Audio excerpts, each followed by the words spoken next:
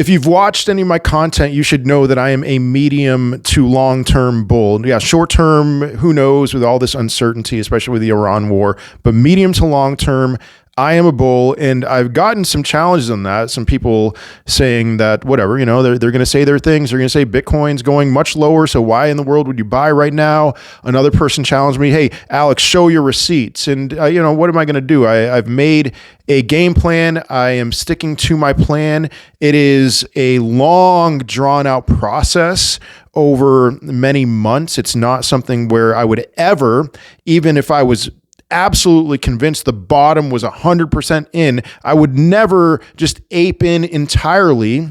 But okay, I what receipts do I show you? Let me just lay out to you the plan that I have made. And I think it's a good plan. And it's a plan that accounts for the possibility that I'm wrong with, maybe we are going lower. Maybe the masses are right and we are going to bottom. Bitcoin's going to bottom at 40 something thousand or maybe even $30,000. Okay, so I have a plan for that. Here's the deal.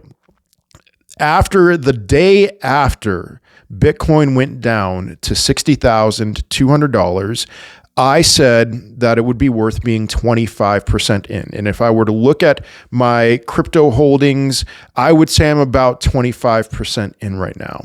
And I haven't done much else. I've done a small DCA on Hyperliquid. I do not care at all. I would actually prefer if Hyperliquid just went lower and so that I could DCA in a lower price. That is a very much long-term strategy. And I do have a very small DCA still on Bitcoin at these prices, but percentage-wise, it's not really moving the needle all that much. So here's what I'm looking for next.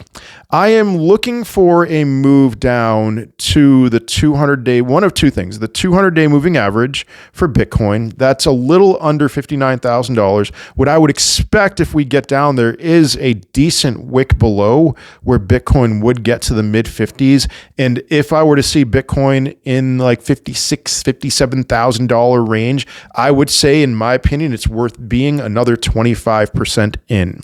And then what am I going to do? Well, that's option A, because there's no guarantees that we're going to do that. So let's say that doesn't happen. Let's just entertain me for a second. Let's say $60,200 was actually the bottom. Well, where do we go from there? Well, there's a trend line. I'll put a chart on the screen here.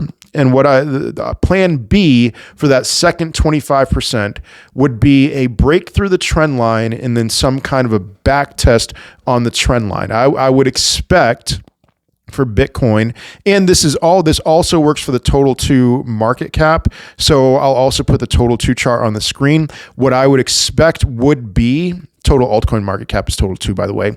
I would expect a breakout of that trend line for either Bitcoin or the total altcoin market cap, or both around the same time, and then a back test of that trend line. And around the time of the back test, it is my intention to be another 25% in. Now, let's say that what happens would be a move down to the 200-week moving average, and then a climb from there, and then a break from that trend line and a back test. If that's what would happen, I would aim to be maybe 75% in. That seems a little too aggressive for me. So maybe let's just say somewhere between 50 and 75. Let's say 62.5%. Now, this might not be a popular opinion, but the next thing that I would be waiting for would be the 200-day moving average, and in particular for Bitcoin, because the 200-day moving average in 2022, Bitcoin rallied up to the 200-day moving average, did a 47% move, a 47% move up to the 200-day moving average, and got rejected there really hard, and then dumped down to its final bear market bottom, another 66% drop from that level. And so what I would want to see is a break above the 200-day moving average before putting in any new buys. And so again, the yellow line on this chart. Now, this might not be a popular decision according to some of you, because Bitcoin's 200-day moving average is right now around $91,000 or $90,000. And so what am I saying? Some of you might object, Alex, are you actually telling me you're waiting for Bitcoin to get to $90,000 or $91,000 and then you're going to put in your next third? No. What I actually think is going to happen is that Bitcoin has probably several months of chop below the 200-day moving average. Let's say 3, 4, maybe 5 months of chop below the 200-day moving average. And so then the 200-day is going to come down, and around the time that Bitcoin is ready to break above the 200-day moving average, it's going to be at a point, in my opinion, where I think it'll be a comfortable buy. And so whenever that time comes, after a breakthrough and then a back test of the 200-day moving average, my aim will be to be about 75 or 80% in. And you might be asking, what about the other 20%? What about it? I don't have to be 100% in.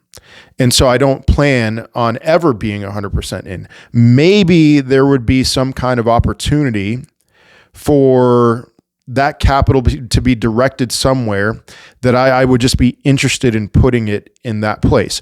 I don't know if that would be in crypto or in stocks or something else that comes up.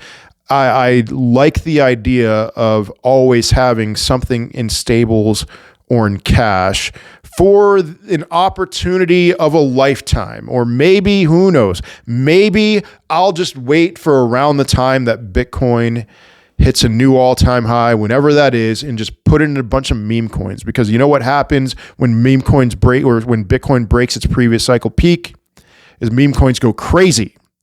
And so maybe I'll just be a straight up moon boy degen and put it into meme coins. But you know what? The sky's the limit.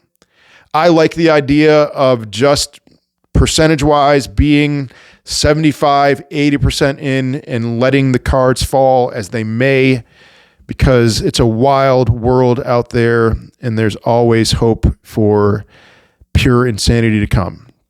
So there it is, laid out for you.